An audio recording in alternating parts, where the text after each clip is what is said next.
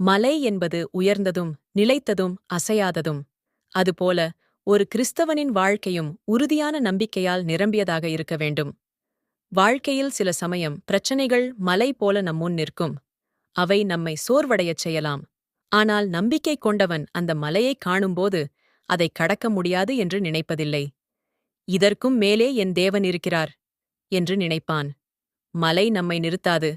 அது நம்மை உயரத்துக்கு அழைக்கிறது. சோதனை மலை போலிருந்தால் அந்த மலையின் உச்சியில் ஆசீர்வாதம் காத்திருக்கிறது. வாழ்க்கையில் நம்பிக்கையுடன் ஜெபிக்கும் மனம் கொண்டவரை தேவன் மலை உச்சியிலும் தாங்குவார்.